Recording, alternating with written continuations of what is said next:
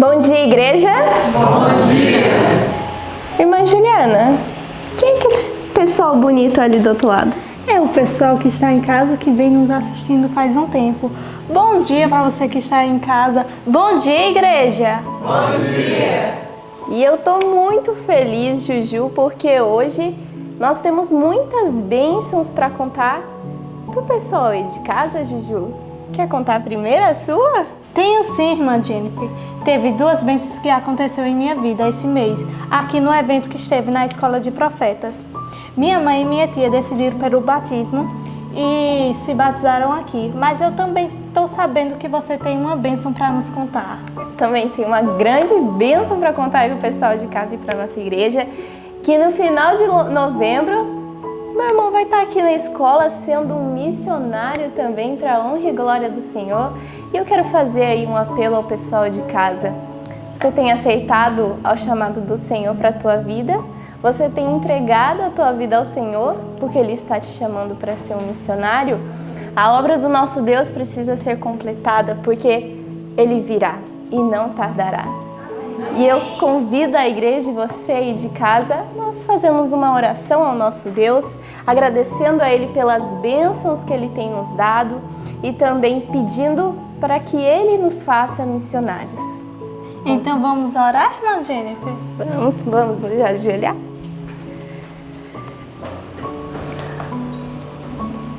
Querido Deus e bom Pai, queremos, Senhor, louvar o Teu nome, porque o Senhor é um Deus que se preocupa conosco, que cuida de nós, que nos consola. E o Senhor tem derramado bênçãos em nossas vidas, Senhor. Bênçãos que nos alegram, ó Deus. Bênçãos que nos faz regozijarmos no Senhor. Bendito seja o Teu nome, porque o Senhor tem levado a Tua mensagem, ó Pai, aos confins da terra através dos missionários, e o Senhor nos escolheu para sermos Teus missionários, ó Deus. Por isso que eu peço que o Senhor faça cada um de nós, assim como estamos aqui na escola, mas também os que estão em casa, ó Deus, que façam eles missionários, para que a Sua mensagem seja levada, Senhor, a toda pessoa que carece de Ti, ó Deus. Em nome de Jesus, nos faça vencedores, ó Deus, dessa Tua obra, que possamos fazer de forma diligente, que possamos ser eficientes, Senhor, que possamos ser como Paulo, ó Deus, que possamos nos entregar completamente a Ti, ó Deus. Em nome de Jesus, amém. Amém. E agora, irmã Jennifer, iremos ficar com um momento não menos especial, um momento de louvor a Deus. Então, peço que você que está em casa, juntamente com a gente aqui da igreja, louvemos o hino 234. O Dia Feliz.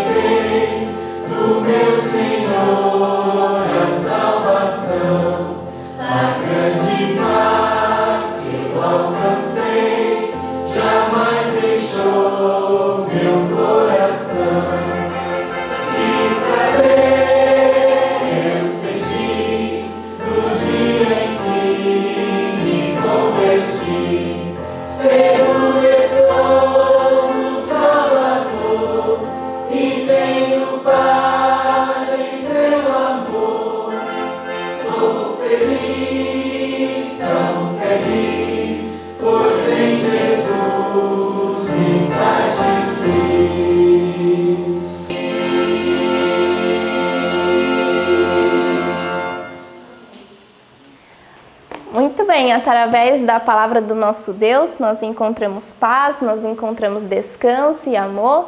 E Juju, me diz, o que momento é agora? Que momento nós estamos agora? Agora teremos um momento do nosso versinho, que tenho certeza que você que está em casa já decorou. porque você também treina todos os dias. Está lá em Apocalipse 3, do 10 ao 13. Isso mesmo. Irmã Jennifer, você pode contar para começarmos? Claro. No 3. 1, 2, 3. Apocalipse 3, do 10 ao 13.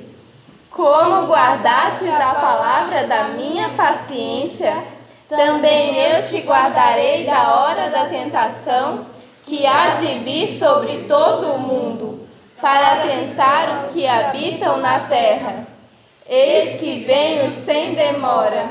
Guarda o que tens, para que ninguém tome a tua coroa. A quem vencer, eu farei coluna no templo do meu Deus, e dele nunca sairá. Escreverei sobre ele o nome do meu Deus e o nome da cidade do meu Deus, a nova Jerusalém, que desce do céu, do meu Deus, e também o meu novo nome. Quem tem ouvidos, ouça o que o Espírito diz às igrejas. Apocalipse 3, do 10 ao 13. Apocalipse 3, do 10 ao 13. Como guardaste a palavra da minha paciência, também eu te guardarei da hora da tentação, que há de vir sobre todo o mundo, para tentar os que habitam na terra. Eis que venho sem demora. Guarda o que tens, para que ninguém tome a tua coroa.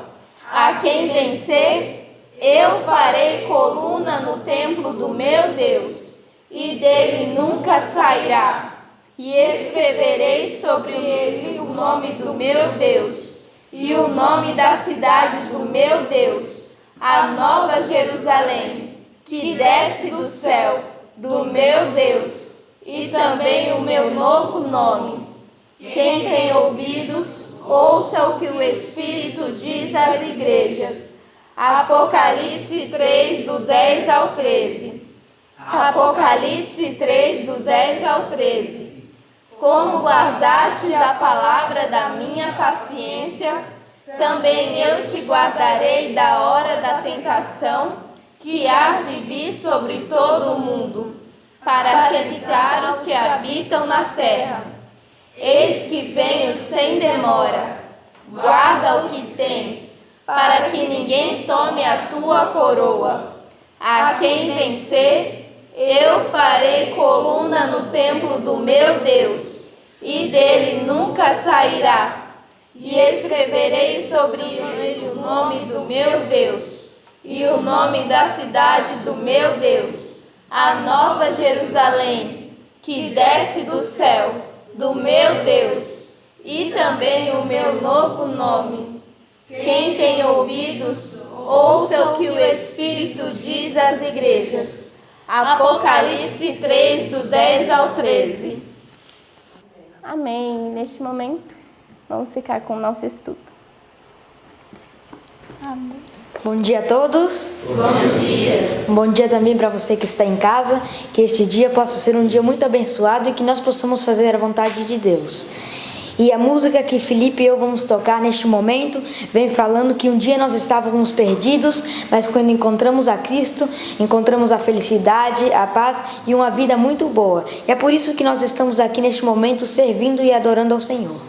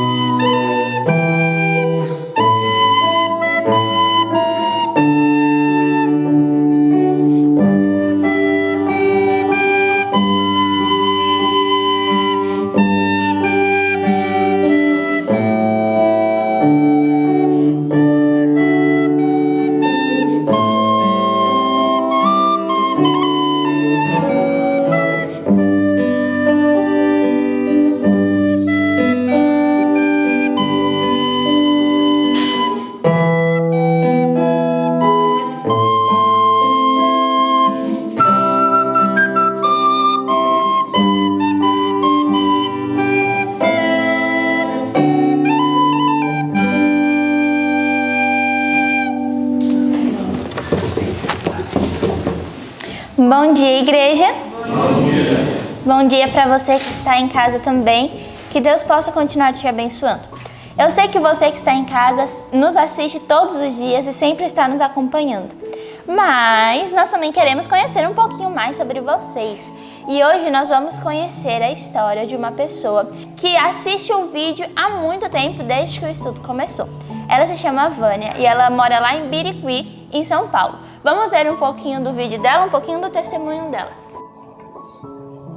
Olá, professores e alunos da Escola de Profetas. Eu me chamo Vânia, moro em Birigui, no interior de São Paulo.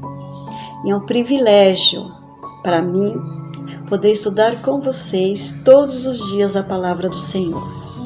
Tenho acompanhado desde o segundo estudo e graças ao nosso bom Deus nunca perdi um estudo.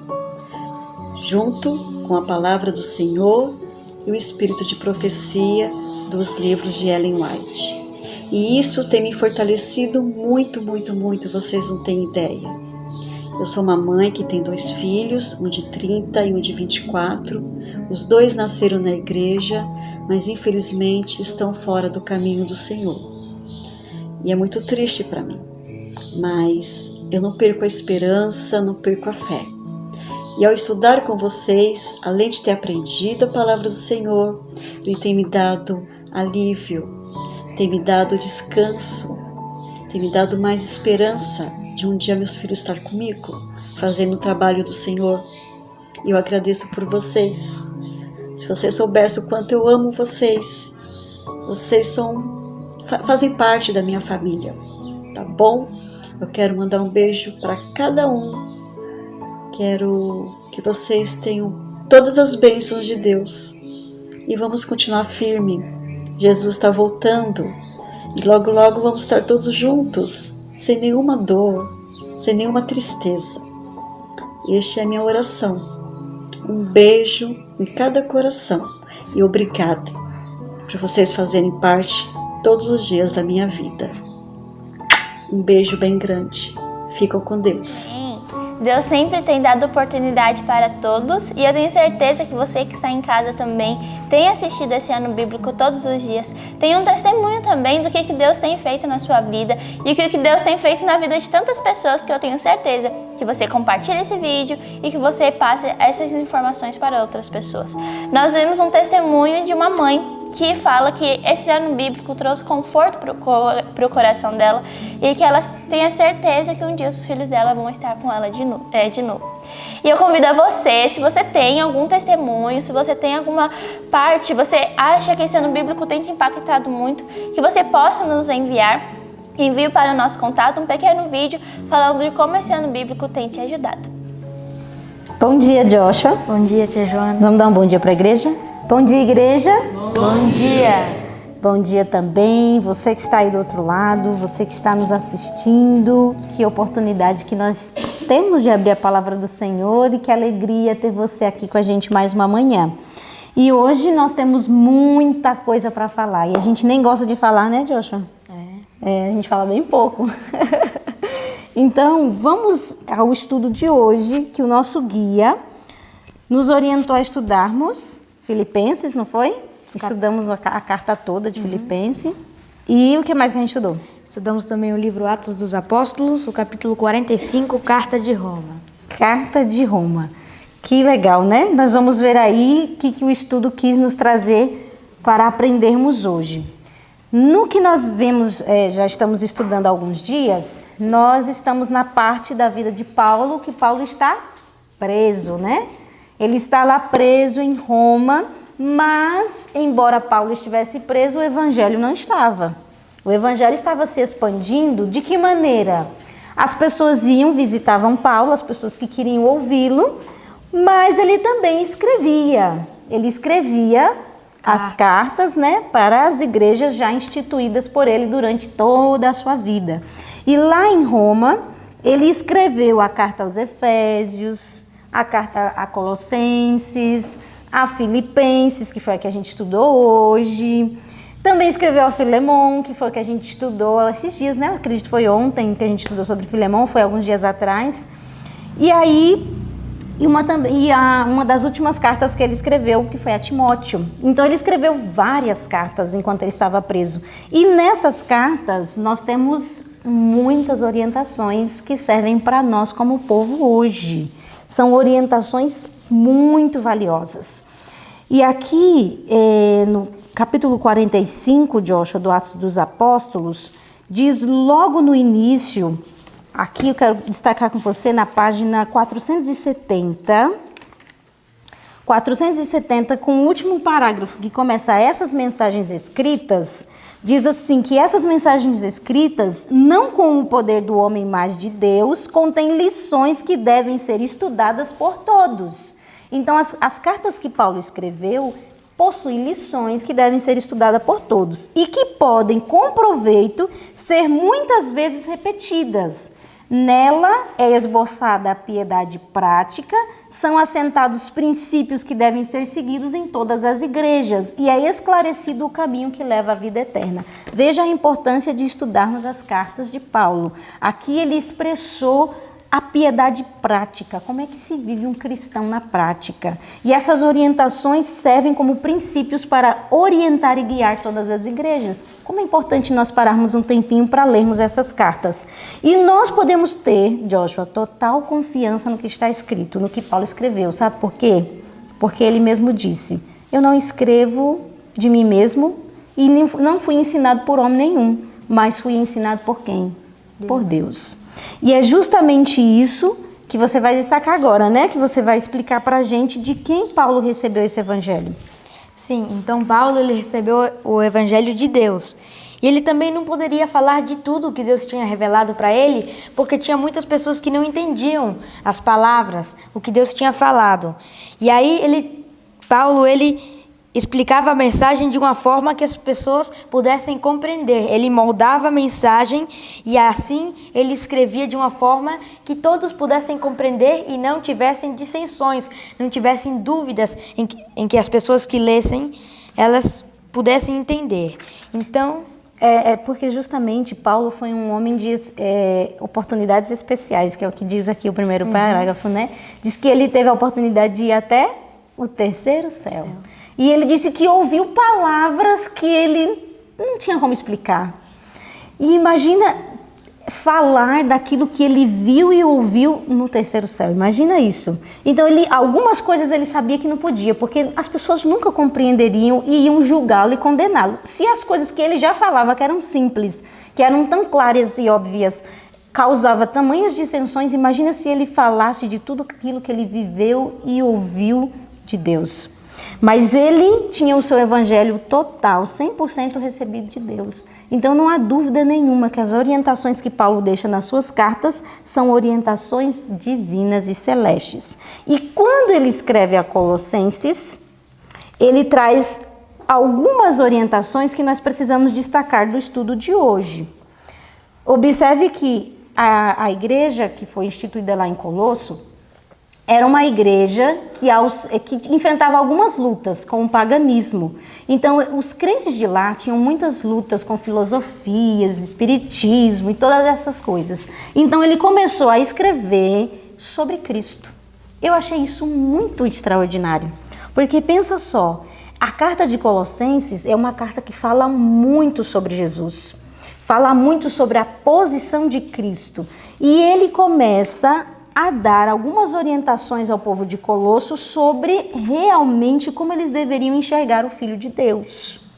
E essas orientações são muito necessárias para nós hoje. Se você pegar lá na página 472, tem um parágrafo que começa assim, ó: o Filho de Deus se rebaixou. Olha só como Paulo explica a ação do Filho de Deus pela uma humanidade caída. Aqui nesse parágrafo ele diz, ó, lê para mim, por favor, o Filho de Deus se rebaixou para levantar os caídos. Para isso deixou ele os mundos sem pecados, as 99 que o amavam, e veio à terra para ser ferido pelas transgressões nossas e moído pelas nossas iniquidades. Em tudo foi feito semelhante aos irmãos, tornou-se carne exatamente como nós somos. Ele soube o que significa ter fome, sede e cansaço. Foi sustentado pelo alimento e restaurado pelo sono. Foi estrangeiro e peregrino na terra. Estava no mundo, mas não era do mundo. Foi tentado e provado como são os homens e mulheres de hoje, vivendo, contudo, uma vida sem pecado. Compassivo, compreensivo e eterno, sempre gentil para com os outros. Ele representava o caráter de Deus. O Verbo se fez carne e habitou entre nós, cheio de graça e de verdade. Consegue perceber o esclarecimento que Paulo dá da ação de Deus em prol de nós? Ele, Filho de Deus, ele se rebaixou para levantar os caídos. E ele aponta na carta aos Colossenses Cristo como o único guia seguro. Ele diz, ei, para vocês não serem levados por qualquer vento de doutrina, para vocês não serem enganados pelo paganismo, pela filosofia, vocês precisam conhecer Cristo. Vocês precisam conhecer Jesus, porque a nossa segurança unicamente está nisso, em conhecer a Cristo. E ele começa a apontar isso. E ele próprio diz que Cristo era a norma pela qual deviam eles testar as doutrinas apresentadas. Toda a doutrina que aparecesse, testem por meio de Cristo. E aqui, no próximo parágrafo que eu quero destacar, na página 475, fala justamente disso que nós estamos falando, que diz que o conhecimento de Deus, é assim que começa o parágrafo, o conhecimento de Deus como revelado em Cristo é o conhecimento que precisam ter todos os salvos. É o conhecimento que atua a transformação do caráter. Recebido na vida, criará um novo ser, a imagem de Cristo. É o conhecimento além do qual tudo é vaidade e nulidade, e o qual Deus convida seus filhos a receber. Me diga se nós não precisamos disso hoje. Paulo deixou claro, você quer realmente encontrar o sentido da tua vida, conhece Jesus. E quando você conhecer a Jesus, não vai ter falsos ensinadores, doutrinas, não vai ter nada que te tire do caminho, porque você conheceu a verdade. E a verdade, ela faz você permanecer firme até o fim. Você gostaria de destacar alguns pontos dessa parte de Colossenses? Sim, eu queria destacar aqui que vem falando que para que os crentes lá de Colossos, para que eles não se desviassem, eles precisariam de ter um único guia seguro, que era Cristo. Eles não deveriam se desviar para as coisas do mundo, para as outras doutrinas. Eles deveriam ter o guia em Cristo. E também eles precisariam estar unidos, porque a união é algo muito importante. Como diz, que a união faz a força. E por isso que eles precisavam estar juntos, buscando a Deus cada vez mais e se aprofundando no Evangelho.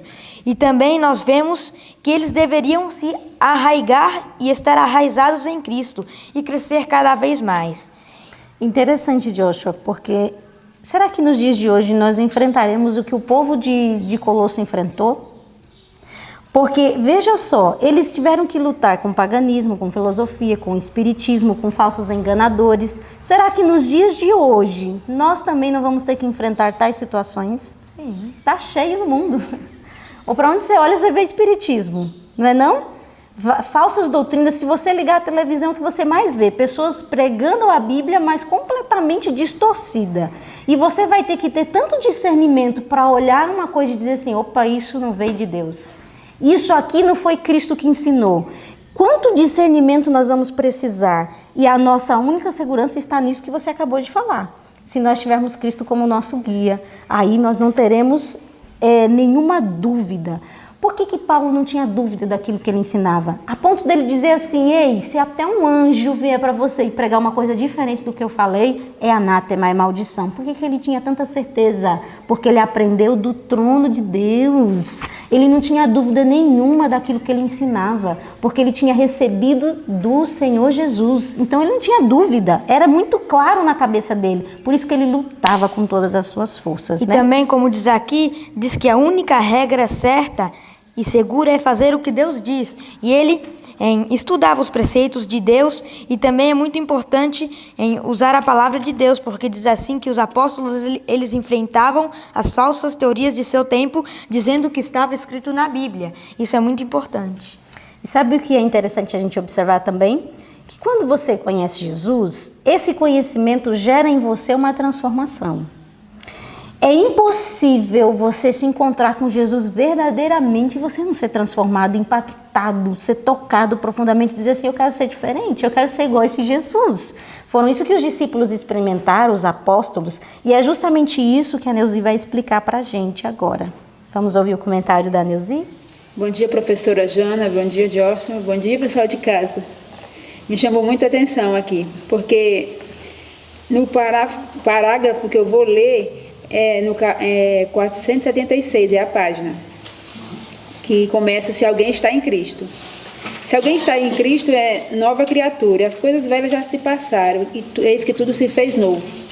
Então, muitas vezes nós queremos ver milagres acontecer, e a gente busca milagres de Deus, mas aqui mostra que o maior milagre é o poder de Deus através da nossa vida, através da nossa transformação.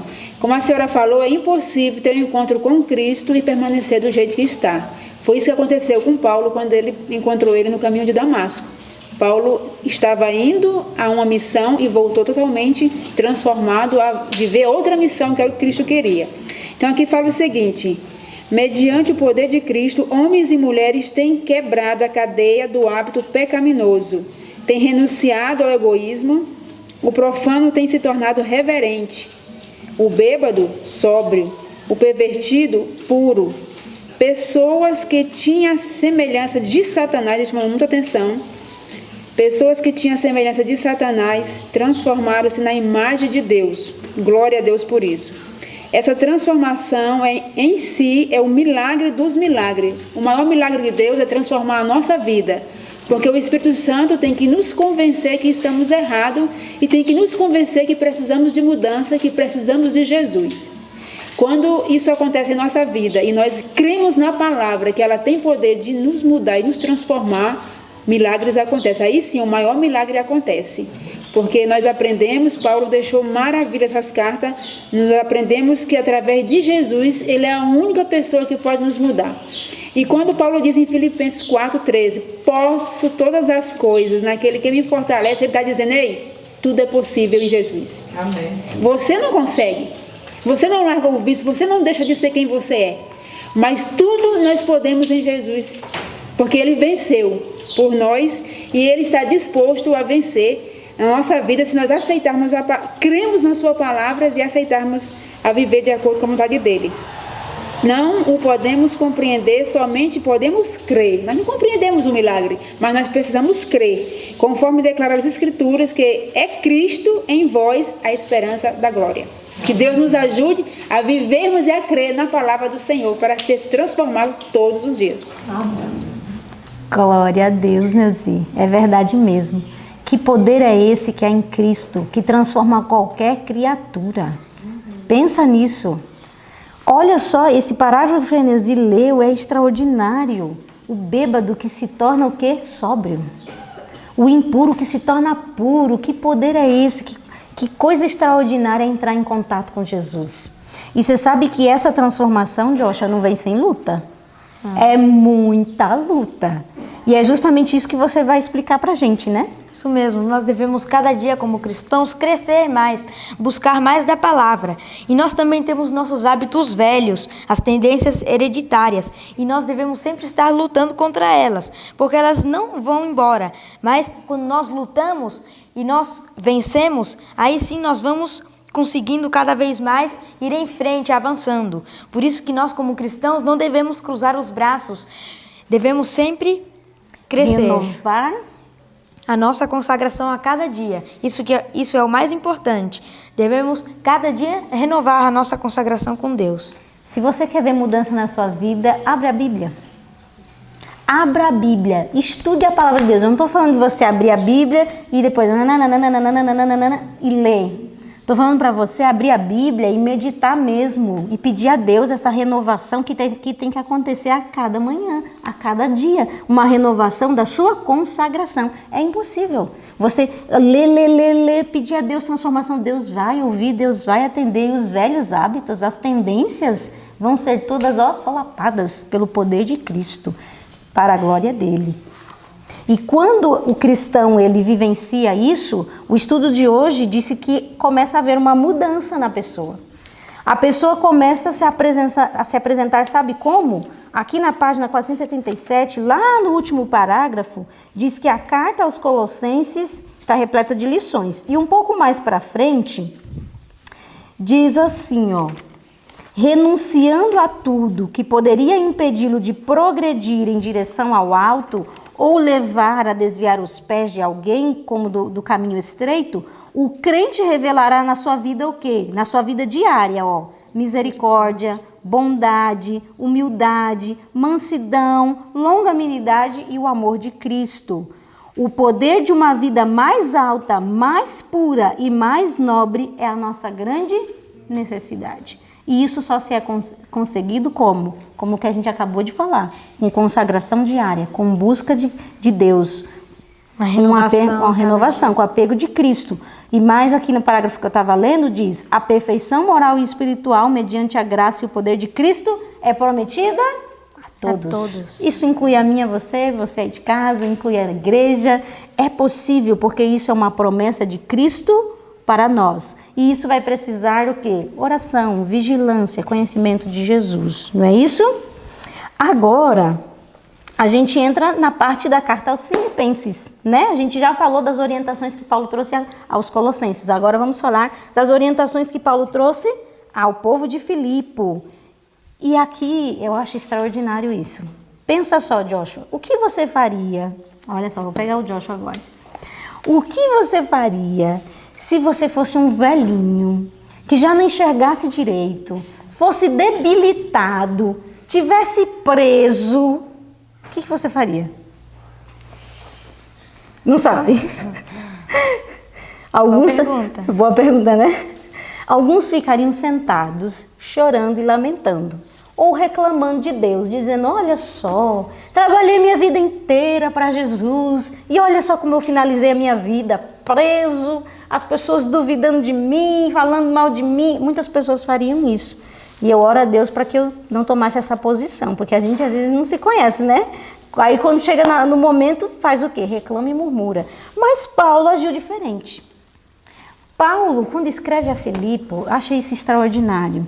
Paulo não escreve uma carta escrevendo, relatando as dificuldades da sua história e da sua vida. Olha, gente, a miséria em qual eu fui enfiado.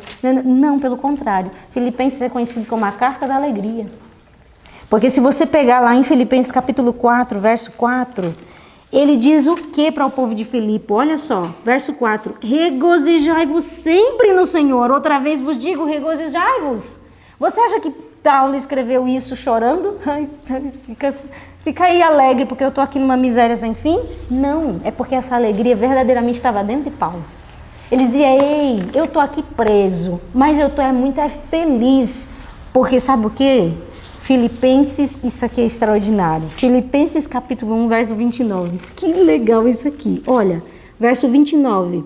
Ele diz, ó: porque a vós vos foi concedido em relação a Cristo, não somente crer nele, como também padecer por ele. Ei, povo de Filipe, eu estou muito feliz, porque Deus me deu o privilégio de padecer por ele.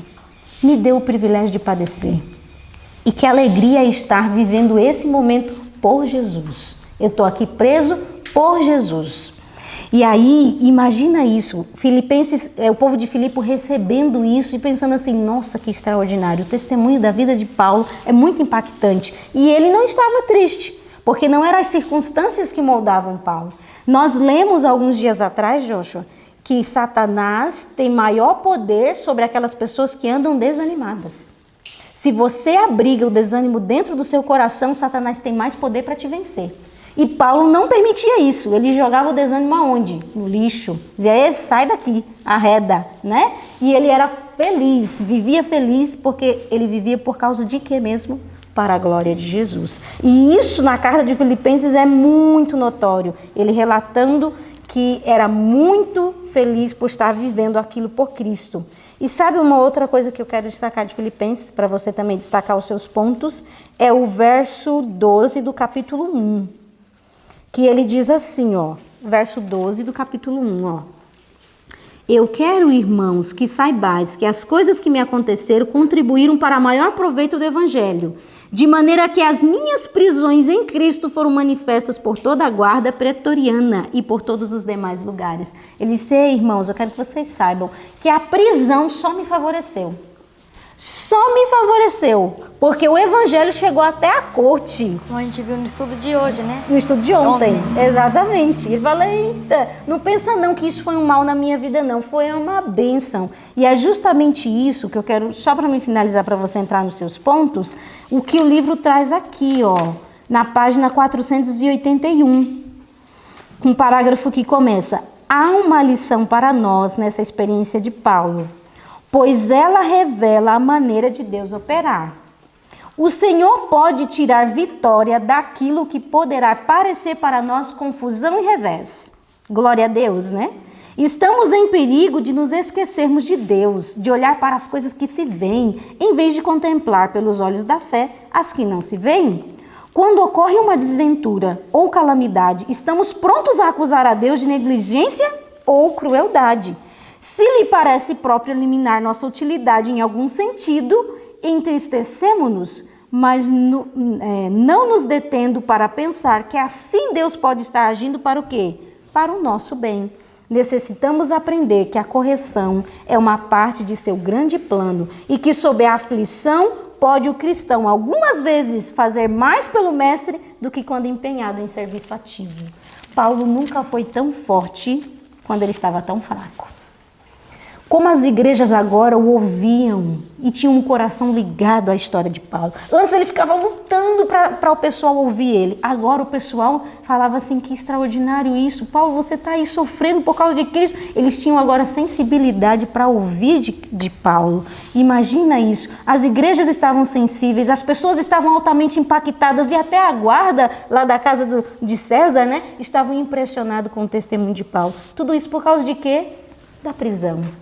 Aquilo que parecia tão terrível se tornou uma maior bênção na vida de Paulo. E é isso que ele escreve ao povo de Filipe, né? Quais são os pontos que você quer destacar? O que eu achei interessante aqui foi no capítulo 4, os versículos 8 e 9, que diz assim: quanto ao mais, irmãos, tudo que é verdadeiro, tudo que é honesto, tudo que é justo, tudo que é puro, tudo que é amável, tudo que é de boa fama, se há alguma virtude, se há algum louvor, nisso pensai. O que também aprendestes e recebestes e ouvistes e vistes em mim. Isto fazei, e o Deus de paz será convosco. Então ele falou lá para os filipenses que eles deveriam pensar nas coisas justas, nas coisas puras, nas coisas boas. E também nós sabemos que os filipenses, eles eram muito amáveis com Paulo. Eles mandaram várias vezes ajuda para ele, donativos. Até mesmo na prisão. Até mesmo na prisão, através de... Epifrases? Isso. Não, vamos falar o nome do rapaz direito. Epafrodito. Isso, Como Epafrodito. é que você não lembra o nome desse tão fácil? Então, Epafrodito. Isso mesmo aí. Então, também aqui, como nós vemos no capítulo 4, versículo 14, todavia fizestes bem em tomar parte da minha aflição. Então, ele agradece aos filipenses por causa que eles lhe ajudaram bastante. Eles mandaram também o Epafrodito, quando ele estava na prisão, que ele também o ajudou, consolou Paulo, esteve, e aí depois ele ficou um pouco doente, mas Paulo diz aqui na carta que pela graça de Cristo ele se recuperou, e aí, então nós vemos como Deus é bom, né? E o verso conhecido, 13, posso todas as coisas em Cristo que me fortalece. Então, tudo que nós queremos fazer, podemos quando temos Cristo conosco. E para a gente finalizar então o nosso estudo, nós vamos finalizar com o que está escrito lá no capítulo 2. Você me empresta sua Bíblia? Capítulo 2, verso 12. Olha só o que ele diz aqui, ó. De sorte que, meus amados, assim como sempre obedecestes não só na minha presença, mas muito mais agora na minha ausência, assim também operai a vossa salvação com temor e tremor. Olha só a orientação que Paulo vem dando. Porque Deus é o que opera em vós, tanto querer como efetuar, segundo a sua boa vontade. Fazei todas as coisas sem murmurações nem contendas, para que sejais irrepreensíveis e sinceros, filhos de Deus inculpáveis, no meio de uma geração corrompida e perversa, entre a qual resplandeceis como astros no mundo. Talvez você conheça esse verso, né? A gente já decorou ele aqui. Mas eu queria me deter na frase que Paulo diz assim para Filipos, para os filipenses. Operai a vossa salvação com temor e tremor. Olha só, aqui no livro, e eu quero finalizar com esse pensamento, diz na página 482, com um parágrafo que começa: a obra de ganhar a salvação é de coparticipação e cooperação. Nós devemos operar, coparticipar da nossa salvação. E aqui diz que deve haver cooperação entre Deus e o pecador arrependido. Isso é necessário para a formação de corretos princípios de caráter. Deve o homem fazer veementemente esforços para vencer o que impede de alcançar a perfeição. Mas para alcançar êxito, ele depende inteiramente de Deus. Por si mesmo, o esforço humano não é suficiente. Sem a ajuda do poder divino, ele de nada vale. Deus age e o homem também. A resistência à tentação deve partir do homem e, por sua vez, deve obter de Deus o poder.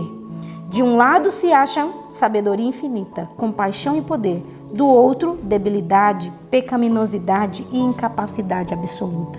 Aqui esse parágrafo diz que nós devemos trabalhar como se tudo dependesse de você, como se dependesse de mim.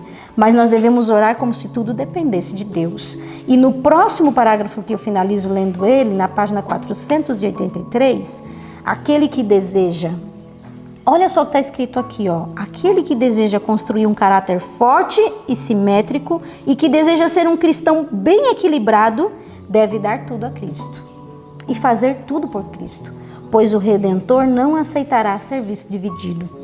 Precisa aprender diariamente o significado da entrega do eu. Precisa estudar a palavra de Deus, aprendendo o seu significado e obedecendo a seus preceitos. Assim pode ele alcançar o padrão da excelência cristã dia a dia. Deus trabalha com ele, aperfeiçoando o caráter que deve resistir no tempo da prova final. E dia a dia o crente está manifestando diante dos homens e dos anjos um experimento sublime, mostrando o que o Evangelho pode fazer, mostrando o que o Evangelho pode fazer por caídos seres humanos. Você quer isso para a sua história? Eu quero isso para a minha vida. Eu quero isso para a minha vida. Eu quero receber isso daqui que está escrito.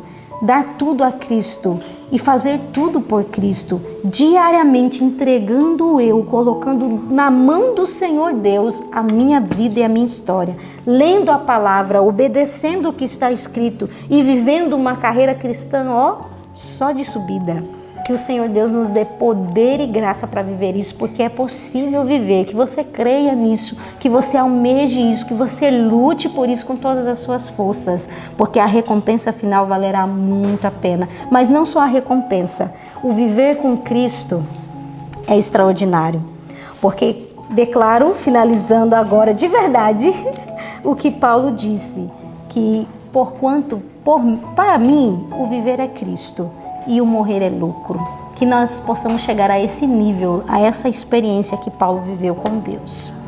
Vamos orar então, agradecendo ao Senhor pela oportunidade de ler coisas tão maravilhosas e preciosas.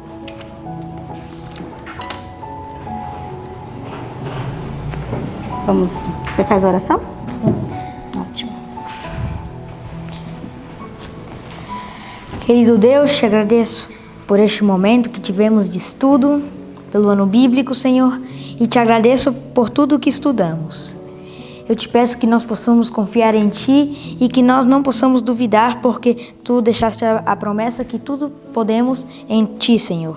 Que o Senhor abençoe o pessoal de casa, esteja com eles e que possamos cada vez levar em alcançar um caráter mais perfeito, Senhor. Que o Senhor nos abençoe neste dia e que possamos neste dia andar contigo, igual Enoque como andava. Que nós também possamos nos entregar totalmente e não perder as oportunidades, porque o Senhor nos dá muitas oportunidades. Que nós possamos também levar mais pessoas a Cristo e não nos desanimar em momentos que estejamos passando por dificuldades, porque nós sabemos que Cristo estará conosco. Que o Senhor nos dê um bom dia, em nome de Jesus. Amém. Então, foi muito bom ter você conosco. Amanhã nós vamos estudar algo extraordinário, né, Joshua? Nós vamos estudar Paulo em liberdade. Como é que será isso? Será que agora Paulo vai ser liberto e agora vai abalancar o Evangelho do Senhor Deus? Assista amanhã, não perca, nós te esperamos. Tchau, tchau.